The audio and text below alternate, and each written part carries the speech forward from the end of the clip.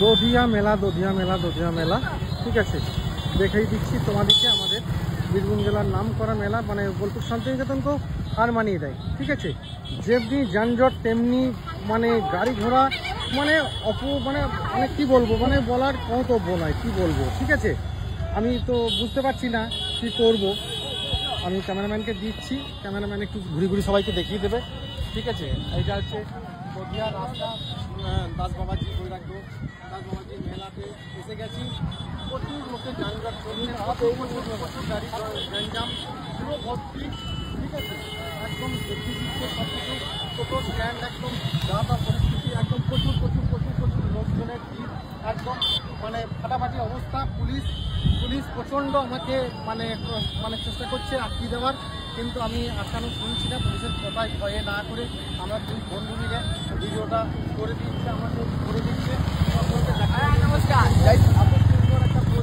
এত যানজট, এত মাঝখানে আমি ভিডিও পেশ করবো তোমাদের সঙ্গে। তোমরা আমার গাইডলাইন মেনে চলো, আমার সঙ্গে থাকো। সবসময় তোমাদের জন্য আছে ছোটঠাকুর। বীরভূম জেলা হতে, বোলপুর জেলা, বোলপুর ডিস্ট্রিক্ট হতে, বীরভূম ডিস্ট্রিক্ট হতে ছোটঠাকুর এসেছে তোমাদেরকে এই মেলাটি প্রত্যেকটা জিনিসকে গড়ে তুলে দেওয়ার জন্য, এবং ভিডিও বানাতে চলে এসেছি আজকে দধিয়া গ্রাম পঞ্চায়েত এলাকাতে।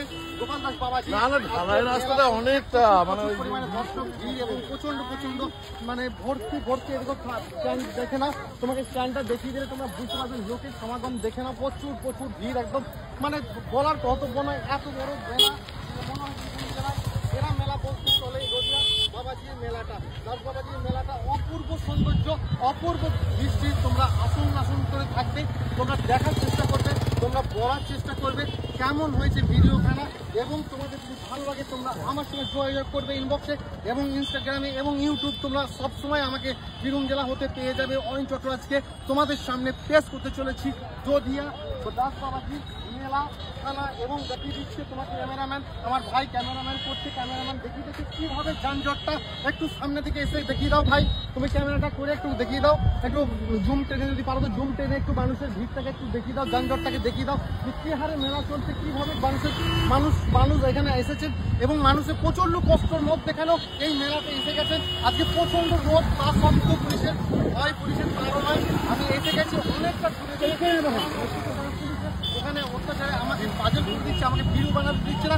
আমি কি করবো তোমাদেরকে দেখানোর জন্য আমি অতি আগ্রহে আমি তোমাদের কাছে চলে এসেছি।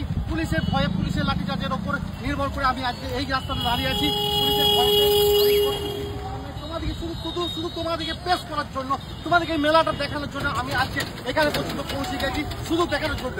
আপনারা দেখবেন এবং বলবেন কেমন হয়েছে ভিডিওটা, কেমন হয়েছে মেলাটা, এবং যদি ভালো লাগে থাকে একটা লাইক কমেন্ট শেয়ার করতে ভুলবেন না।